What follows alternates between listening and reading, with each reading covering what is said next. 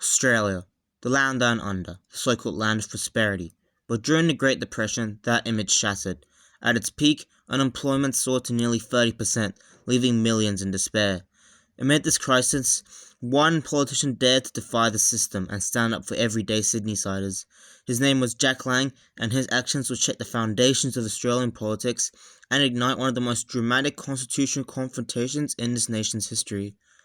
When Australia first federated, it was soon thrown into the great depths of the Great War.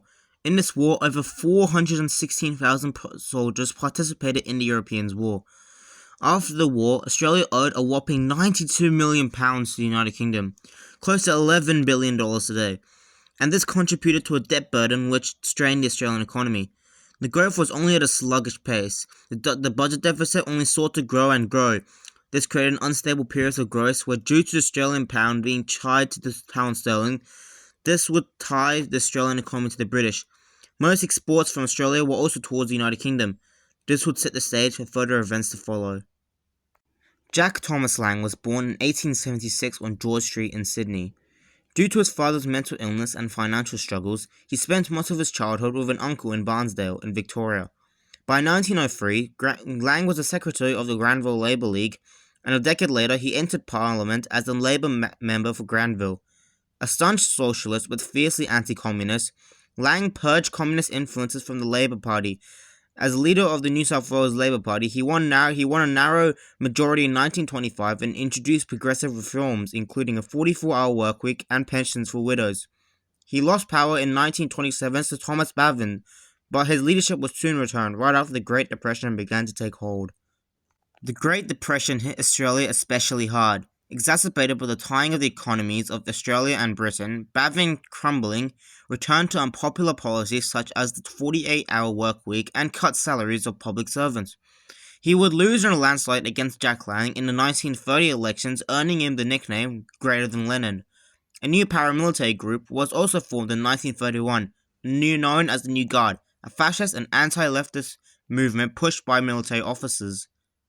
In Canberra, the recent Labour government, winning 1929, hatched a plan to combat the effects of the Depression. They would make the Melbourne Agreement, also known as the Premier's Plan, which aimed to cut spending by 20% by cutting services and tax increases, and the 22.5% reduction in the interest rate and government paid on internal loans.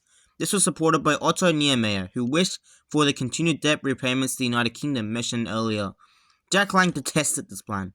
He advocated for more government spending during times of crisis and tried to create his own plan. And Lang argued that this was not just economic, but fundamentally a battle between the working class labour movement and the entrenched economic and political elite, who sought to maintain austerity and protect imperial interests. He would create the Lang Plan, which would be in direct contrast to the Premier's Plan. This included plans such as a reduction of interest rates by 3%. It also included a very radical plan, which was the cancelling of the repayments of debts to the United Kingdom. He also proposed an abolishment of the gold standard and a replacement of it by the goods standard, which set the rates by the amount of goods produced in the country. The Lang Plan outraged many, including the aforementioned New Guard. They would form a large resistance against Lang's rule. This was seen as the footage of the opening of the Harbour Bridge.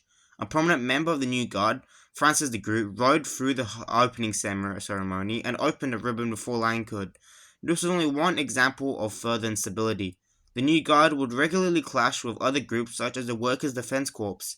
The police would start to side with Lang as they saw him as a countermeasure to the instability rocking the state. Returning to Canberra, as a protest, the politicians in the Labour Party loyal to Lang would defect and vote with the coalition to bring down a Scullin government, splitting up Labour to a federal Labour and a Lang Labour, shooting itself in the foot in a way. In January 1932, the new leader from the coalition, Joseph Lyons, came to power and passed the Financial Agreement Enforcement Act, which would force Lang to adhere to debt repayments.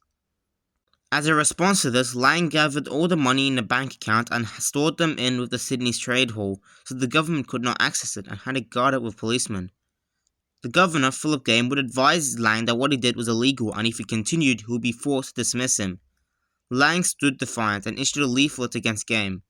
Game would respond by reluctantly summoning Lang to the Government House, where he would withdraw his commission to be Premier. In the book 1932, A Hell of a Year, the author, Gerald Stone, states that there was possible evidence of Lang considering arresting Game to prevent him from being dismissed. This would snowball, with the Australian government sending in the military to confront the supporters of Lang, causing a possible civil war. Luckily though, Lang did not escalate the situation and stepped down. Demonstrating moral fortitude, he took the initiative to restore peace of what was left of the Democratic Corps. This was a historic moment for Australia. The news went wild. Never before had a government been dismissed for the use of constitutional powers, and it only happened once more in 1975. Lang's sacking marked more than just a legal crisis, it made history. He became a symbol of defiance, a man who dared to challenge the entrenched elite and stand up for ordinary Australians. And that was basically it for Lang. In the aftermath of this, Bertram Stevens, leader of the UAP, was appointed as holding premier until the next election where he would secure a new term, throwing Labour into opposition until 1941. Jack Lang would be thrown out of the Labour Party after a caucus revolt by McKell, but would rejoin for World War II for national unity. He was then thrown out again in 1943 for opposing John Curtin's conscription policies. He went on to win the seat of Reid as an independent Labour candidate in 1946, but would lose it in the next election. This would relegate him to a commentator being anti-communist, but also attacking moderate Labour ministers. Though cast out of power and exiled from the party he once led, Jack Lang refused to fade into silence. His fiery defiance and unapologetic ideals echoed far beyond the years of the Depression. In the shadows of his political twilight, he crossed paths with a young, ambitious Paul Keating, a boy who would grow to become one of Australia's most formidable prime ministers. A famous statement said by Paul Keating was that he produced positive leadership, indignation and support from disadvantage. He was headstrong, and at a time when the establishment still looked to Britain and called it home, he was an Australian. Even in political exile, Lang was shaping a future, a rebel king turned kingmaker, whose legacy would wander through the decades. Mate, because I want to do you slowly. I want to do you slowly.